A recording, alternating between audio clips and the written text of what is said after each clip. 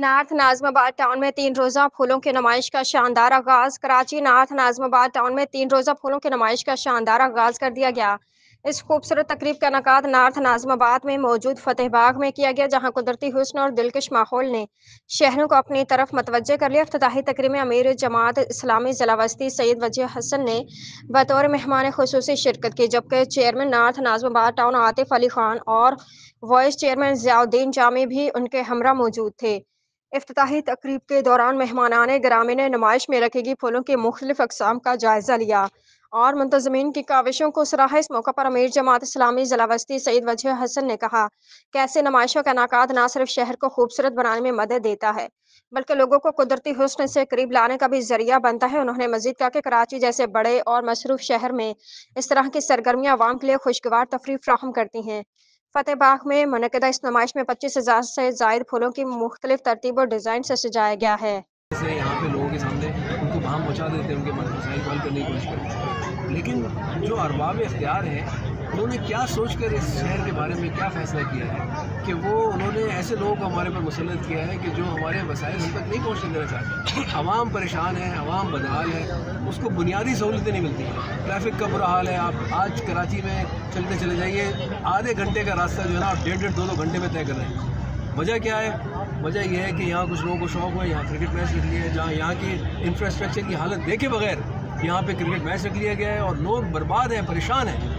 एक एक आदमी एम्बुलेंसें लाइनों में लगी हुई हैं, बच्चों को स्कूलों की देर हो रही है, कॉलेजेस बंद हो रहे हैं, दफ्तर से लोग नहीं पहुँच पाते। आप किस मसले का जिक्र करें? तो हमारा सवाल ये है कि जो हमारे अरबाब हल हैं, जो यहाँ के ताकतवर तबके हैं, वो आखिर क्यों हमारे ऊपर इन लोगों को मुसल्लत करते हैं जो हमारे वसाइल को गसब करके बैठ जाते हैं, आवाम तक इन वसाइल को पहुँचने नहीं देते। हमारा मसला सबसे बड़ा ये है कि आवाम को उनके हक़ मिलने चाहिए और उसके रास्ते में जितने ताकतवर तबके मौजूद हैं खड़े होगा तो हम समझते हैं कि ना कराची भी खुशहाल होगा। वरना बात ये है कि ये जो फंड दे रहे हैं ये अपने लोगों को दे रहे हैं, हमारे टाउन्स को अलहदा से कोई ग्रांट नहीं मिली है। जो पैसे हमें आते हैं वो सारी सैलरियों में ख़त्म हो जाते हैं। ये जितनी भी इनकम हमारी है ये हमारी अपनी मेहनत से है, जो हम बोर्ड एडवर्टाइजमेंट से और टैक्स डिपार्टमेंट से कलेक्ट करते हैं। तो बात तो ये है कि पीपल्स पार्टी की आप बात कर रहे हैं, पीपल्स पार्टी ने किया क्या है? इन्होंने तो पूरे कराची को के हटा के और एस लगा के और कराची को महरूमियों में डाल दिया। आप कोई भी डिपार्टमेंट उठा के देख लें, वहाँ आपको कराची की नुमाइंदगी नज़र ही नहीं आएगी। तो ये बात तो छोड़ दें। मेरा ख्याल है कि इसलिए कि हमारी कराची की मेयरशिप पे भी इन्होंने डाका डाला है और कब्ज़ा मेयर आके बैठ गए हैं। हालांकि ये वाज़ेह तौर पे था कि मेयर जमात इस्लामी का होगा। तो खैर हम कहीं दूसरे टॉपिक पे निकल गए। असल बात ये है कि ये जो नुमाइश हम कर रहे हैं, रेवोल्यूशन ऑफ पावर भी नहीं है यहाँ पर, और जो है ना ही जो है ना वो फंड के नीचे मुनसिफाना तकसीम है।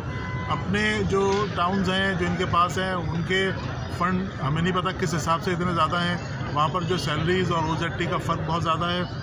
यहाँ पर सैलरीज़ जो है अब 2-2 करोड़ की हैं, तो फंड जो है वहाँ पे जो दिया जा रहा है वो 12-12, 13-13 करोड़ का है। उसके अलावा स्पेशल ग्रांट अलग दी जा रही हैं।